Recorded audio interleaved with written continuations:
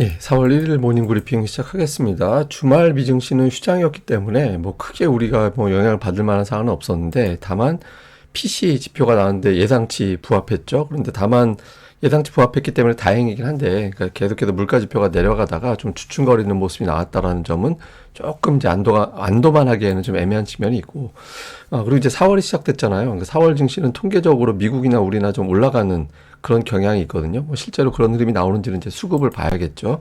그리고 삼성전자가 지속적으로 밀어 올릴 수 있느냐. 삼성전자가 혼자 막 밀고 올라갈 때 주식시장 자체는 썩 재밌는 종목 장세가 나오진 않거든요. 그렇지만 최근에 삼성전자 가고 그 주변주 가고 또 소외주들이 움직이고 있는 그 틈에서 또 종목 장세가 나오고 있기 때문에 이런 흐름들을 좀 잘 잡아서 전략을 세워보는 게 상당히 중요할 것 같습니다. 자, 우선 주말에 나왔던 PC 지표 살펴보면 예상치 부합하게 전월 대비 전년 대비 전부 다 예상치 부합하게 나왔고요. 그리고 특히 연준에서 3월 FOMC 회의에서 전망했던 2.4%, 그다음에 근원은 2.6%를 연말까지 예상을 했잖아요. 근데 지금 2.8, 2.5가 나오고 있거든요. 그래서 연준에서 전망하는 연말 이제 전망치하고 거의 비슷하게 가고 있습니다. 그래서 PCE 지표상으로는 그렇게 겁먹거나 뭐 연준이 막 금리를 되게 안 내릴 것 같다 이런 분위기는 일단 아닙니다. 그래서 한숨을 돌린 정도, 이 정도로 보시면 될 것 같고요. 파월 의장의 발언도 뭐 원론적인 얘기했습니다. 뭐 이번 PC 잘 나온 거다. 그런데 금리 인하 서둘지는 않을 거다. 뭐 이런 이야기 했고요. 그리고 향후에 6월에 금리 인하에 대해서는 뭐 지표 보면서 판단을 할 거다. 이런 이야기 했는데 금리 인하가 너무 빠르면 물가가 다시 올라가고 너무 늦어버리면 경제에 피해를 주기 때문에 둘 다 원하지 않는다. 둘 다 원하지 않는다라는 건 연말까지 천천히 금리 내리겠다라는 거예요. 그래서 최소 2번, 아마도 3번 정도의 금리 인하는 거의 뭐 단정적으로 보고 있는 게 아닌가, 뭐 이런 이제 예상도 되는 것 같습니다. 자, 4월이 시작됐기 때문에 4월에 대한 어떤 통계도 투자자들에게는 상당히 중요한 이제 어떤 기준을 제시할 수 있잖아요. 근데 미국 시장 같은 경우는 4월이 전통적으로 강했습니다. 뭐 최근 10년, 20년, 뭐 선거가 있었던 해 50년, 1950년 이후 보면 통계적으로 4월은 전부 다 상승하는 그런 경향을 보였거든요. 그래서 미증시가 쉽게 밀리지 않는다라면 우리 증시도 쉽게 밀리진 않겠죠. 그래서 우리 증시도 보면 코스닥 1, 2, 3, 4월을 딱 보면 우리가 이제 4월만 보면 되니까 최근에 4월 10년 동안 보면 8번 올라가고 2번 빠졌다. 상승 확률이 80% 정도 되죠.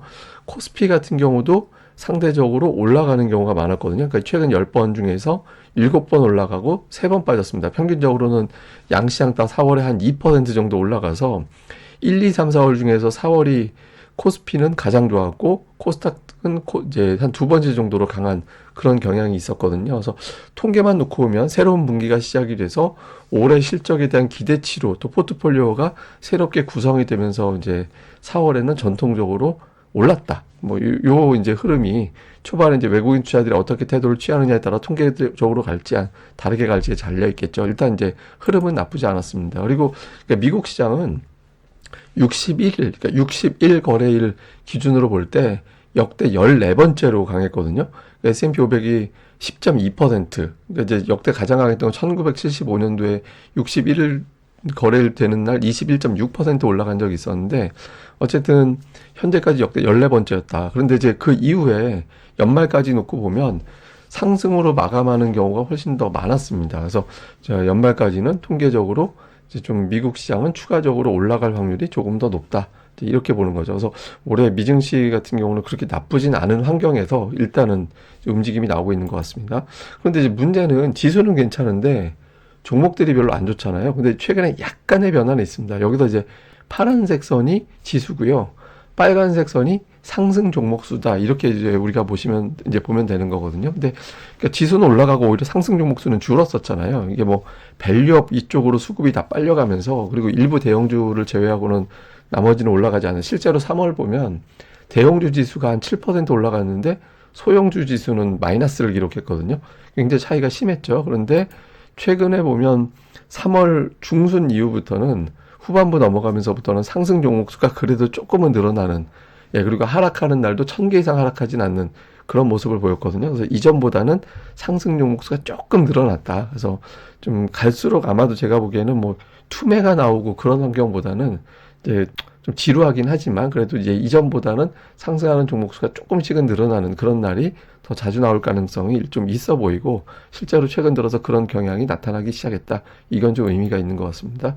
그리고 이제 중요한 건 삼성전자인데 제가 늘 말씀드리지만 삼성전자가 메인 종목이다라기보다는 시장을 끌어주는 응원단장 역할을 하는 종목이다라고 말씀을 드렸잖아요. 근데 여기서 잘 봐야 되는 게 우리가 얼핏 보면 삼성전자 신고가네, 그러니까 연중 최고치네 이렇게 보일 수 있죠. 실제로 보면 뭐 이렇게 가고 있잖아요. 근데 외국인 시각으로 달라요.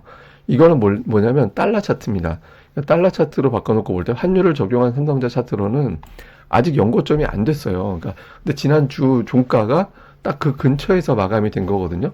61달러 16센트로 딱 끝나가지고 1월 고점하고 거의 똑같은 자리입니다. 그러니까 지금이 삼성전자는 고비예요. 여기서부터. 그러니까 외국인 투자들이 이거를 넘겨버리면서 신고가를 갈 거냐. 지금 삼성전자를 주도하는 건 누가 뭐래도 외국인들이잖아요. 그래서 이제 오늘부터 외국인 투자들이 삼성전자를 그래도 매수해서 이 고점을 넘겨버리면 정말 진정한 의미의 신고가가 되는 거거든요. 그러니까 여기서 이제 좀 실적 발표 때까지 지지부진하게 박스권 갈 거냐, 돌파하면서 아예 그냥 올라가면서 삼성전자 뭐 9만 원 정도까지 가는 흐름으로 갈 거냐, 이게 되게 중요합니다. 그래서 오늘이 삼성전자 오늘과 내일이 상당히 중요한 고비다. 이 점도 봐야 될 것 같습니다.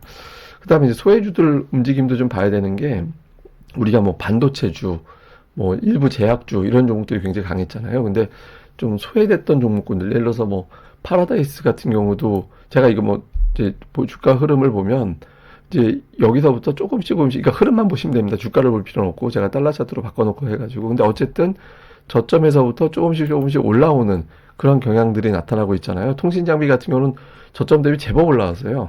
예, 제법 많이 업종지수가 올라왔거든요. 그러니까 지금 소외주들이 이 중에서는 저항 맞고 밀리는 종목군들이 나올 수 있고 아예 그냥 대세가 바뀌어버리는 여기에 플러스 하나 더 하면 이제 인터넷주들 네이버 카카오 뭐 이런 거죠. 그러니까 엔터주 그 다음에 이제 엔터주하고 통신장비주하고 이제 중국 관련해서 파라다이스를 비롯한 카지노주, 화장품주 그러니까 이런 종목군들이 이제 3월 중순 이후에 움직임이 나왔던 건데 이 중에 일부는 그냥 기술적 반등 나오다 이제 끝나는 종목이 있을 거고 이 중에 일부는 대세가 완전히 바뀌어서 움직이는 종목들이 나올 수 있거든요. 그래서 최근에 이제 소외주 중에서 추세를 완전히 돌리면서 장기적으로 중장기적으로 자세가 잡는 업종이 뭐가 되느냐. 그러니까 반도체에 시선이 집중되어 있기 때문에 그쪽이 한 덩어리의 게임이지만 또 다른 덩어리의 게임도 또 이제 주목을 하면서 체크를 좀 해봐야 될 것 같습니다. 자, 그리고 수급은 코스닥 쪽에서 제가 한때 우리가 맨날 방송할 때 기관이 정말 코스닥 무식하게 매도한다. 그때 이제 밸류업 때문에 그런 거거든요. 그러니까 하루에 막 1,000억 원 이상씩 퍼부으면서 매도했을 때가 밸류업이 시행이 되면서 기관 투자자들이 코스닥을 그냥 뭉텅이로 던지고 코스피의 밸류업, 그러니까 예를 들어서 뭐 증권 업종이나 뭐 금융주나 이런 쪽으로 갈아타는 그런 모습이 나왔잖아요. 근데 그 매도가 진정이 되고 최근에는 코스닥을 사기 시작했습니다. 그러니까 코스닥이 아까 이제 제가 보여드릴 때 상승 종목 수가 그래도 이전보다는 좀 늘어났다라고 말씀을 드렸잖아요. 기관들이 만들어내고 있는 종목 장세가 진행되고 있거든요. 그래서 일주일 단위, 이거 이제 주말에 올렸던 주간 증시 전망대 보시면 기관이 최근에 어떤 종목 샀는지를 제가 거기에 이제 올려놨습니다만은 어쨌든 종목들의 어떤 그러니까 종목 장세를 기관들이 또 끌어가고 있기 때문에 기관 투자자들의 어떤 매수 종목군들 이런 것들도 집중적으로 살펴봐야 될 것 같습니다. 그래서 주요 업종별 보면 이 반도체 업종 코스닥에 그 외국인 투자자들이 쭉 매수하고 기관 투자자들이 최근에 또 샀다 팔았다 샀다 이제 조금 바뀌는 모습이고요. 일반 전기전자는 이제 2차 전지, 네, 2차 전지인데 좀 수급이 왔다 갔다 하죠. 근데 조금 매수한 날이 많기 때문에 2차 전지 지난주에 좀 중반 이후에 좀 부진했는데 또 변화가 생기는지 볼 필요가 있고 제약주는 기관들이 몇몇 종목을 좀 집중적으로 사는 것 같아요. 그래서 제약업종은 선별적으로 좀 움직임이 활발할 것 같고요. 그다음에 엔터주 같은 경우는 외국인들은 쭉 파는데 기관은 계속 사고 있거든요. 그래서 엔터주 중에 일부는 아마 추세가 조금 다르게 나올 가능성이 있어 보입니다. 그리고 이제 코스피에서 운송 장비, 외국인들이 제법 매수하는 날이 많은데 기관들이 거칠게 매도하는 날이 가끔씩 나오면서 주가는 좀 재미없는 형태가 나오고 있거든요. 운송 장비는 자동차하고 조선입니다. 근데 어쨌든 자동차와 조선 중에서 외국인들이 따박따박 매수하고 또 기관들의 매도가 멈추는 종목군들 이런 변화 또 잘 봐야 될 것 같습니다. 자, 시장 정리해드리면 4월 첫날 시장 제가 계속 말씀드리지만 지금은 시황은 그렇게 중요할 때는 아닌 것 같아요. 그래서 업종 장세, 종목 장세라서 외국인 기관들이 어떤 업종에 첫날 지금 2분기 시작된 거잖아요. 매수하는지, 그 다음에 삼성전자 이번 주에 잠정 실적 발표 나올 텐데 예상이 72조 원 매출에 영업이익 5조 원 전후 정도 잡혀 있잖아요. 그러니까 아까 제가 말씀드린 대로 달러 차트로 삼성전자가 이제 연고점, 그러니까 원화 차트로는 아니지만 달러 차트로는 연고점이거든요. 그래서 어떤 변화가 생기는지, 그 다음에 코스닥 3대 업종, 코스닥 3대 업종 뭐냐면 그 2차 전지 반도체 제약입니다. 그러니까 이 중에서 두 개 정도는 또는 하나나 두 개가 이제 2분기 메인 주도주가 될 거라고 보여지거든요. 그래서 어떤 종목군들이 움직이게 되는지, 그 다음에 제가 상승 종목 수가 뭐 압도적으로 많다 이런 취지보다는 어쨌든 이제부터는 이제 종목이 좀 새로운 종목 장세가 만들어질 가능성이 있어 보이거든요. 그래서 종목 장세 이런 것들을 좀 집중적으로 관찰하는 이제 그런 뭐 전략이 필요할 것 같습니다. 자, 이거는 제가 그 하나 보여드릴 게 뭐 보여드린 주말에 제가 보여드린 차트죠. 코스닥 3월 성적표. 코스닥은 4.9% 지수가 올랐는데 하락 종목이 200개 많았다. 그런데 종목당 수익률이 1.1%. 자, 근데 이게 여러분들 3월이 너무 안 좋았어. 작년 3월하고 비교해 드릴게요. 작년 3월에 코스닥 지수가 8.8% 올랐거든요. 근데 하락 종목이 300개가 더 많았어요. 예, 그리고 종목당 수익률은 1.9%. 그러니까 시장이 원래 이래요.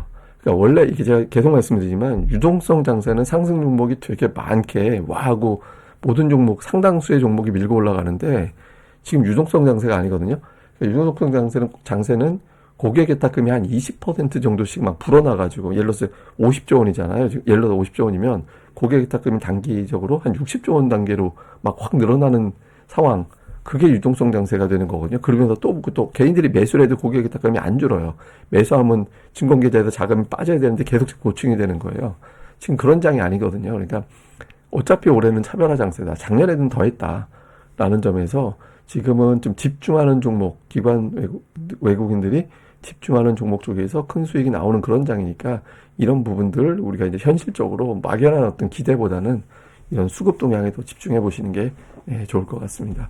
자세한 건 제가 또 다음 방송에서 내용을 또 요약을 해서 다른 통계 함께 보여드리겠습니다. 그리고 미리 예고를 해드리면 화요일 오후 방송은 오늘은 아니고요. 화요일 오후는 평소보다 조금 방송이 늦게 올려질 가능성이 있습니다. 미리 좀 양해를 부탁드리겠습니다.